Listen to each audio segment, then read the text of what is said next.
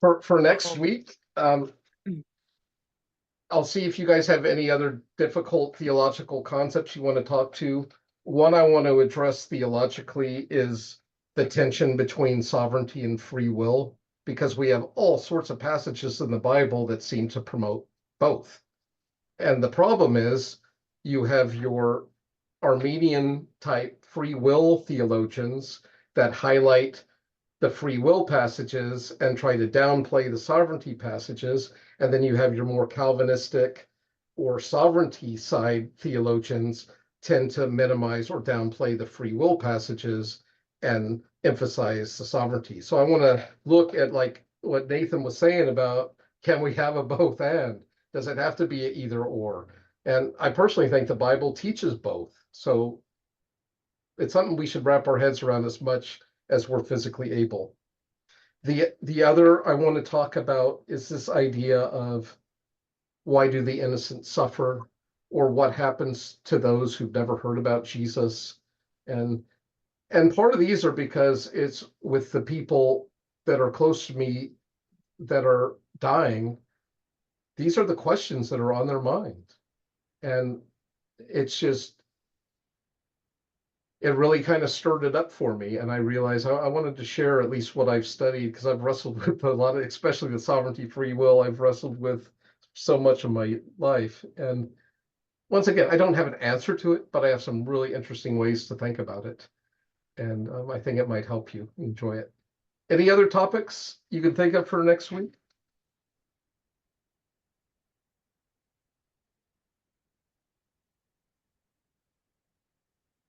Any theological doctrines or things that really bother you and you don't understand how that could be part of Christendom? What bothers me sometimes is the focus in Christianity about, like, oh, our people that we hate, or what is the word? It's like, yes, people that we hate or people that hate us, and we still are supposed to love them somehow. They're in this, I'm Christian Catholic, but some emphasis on, yeah, praying for the people that hate us or wish us harm, when there's not a lot of people hating on people, or at least, I don't know, that if I'm saying it very general, but I hear it more in a Christian culture. Yeah. Could you try to boil that down to me to a concise Let me see. issue or question? Yeah, I don't know that I can, so never mind. Well, I think it's important. So is it, you don't, I It's didn't, like, I don't know, this tendency, at least from what I've noticed, on something about evil, or preying on people that don't Is wish it us about well. loving your enemy? Loving your enemy? Yes, loving the enemy. And there's, God is of love, but I hear here and there about the enemy and the enemy. And I'm like, I'm not sure if that resonates with me, even though, of course, I love God and Jesus Christ, but I hear that from people, like more religious people than non-religious, focusing on the enemy. Yeah. well, the way our natural mind thinks is, we bless those that bless us and we curse those that curse us. And in the Sermon on the Mount, Jesus was kind of like, yeah, anyone can do that. But if you want to be the children of your Father in heaven, bless those that curse you, pray for those that despitefully use you. And you're just like, what?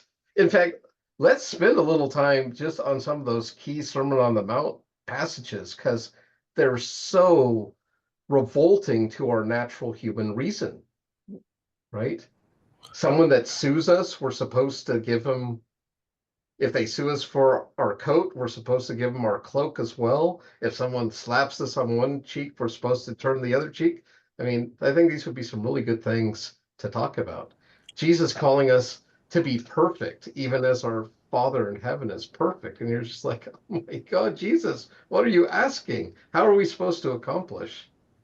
This one might be a little far out, but I'm kind of interested in hearing like about like the transition from, like, Abraham had multiple wives, right, or multiple partners, and the So trans polytheism to, or I mean, polygamy to monogamy. yeah, like that transition, like what like what Yay, I about? love to talk about that stuff. I think some of you took a cultural anthropology series with me. If you've been here a year or two in Rhombus, I did I can't remember what series I did last year. I think that was cultural anthropology. Does that sound right, Joel? Do you remember the topic? I think I remember we talked about that. I think we talked about marriage, but I would love to talk about it again in the context of what we're doing. Ironic. Yeah. Well, I would love to hear more about like how culture affects our faith too, and our view of the way we read the scriptures. Because I think that I find that challenging, the blending of American culture with Christianity. I didn't grow up in America, but I think that that seems to be very prevalent here. So how do we separate it out? Thank The you, culture Amanda. of the I would time Bible.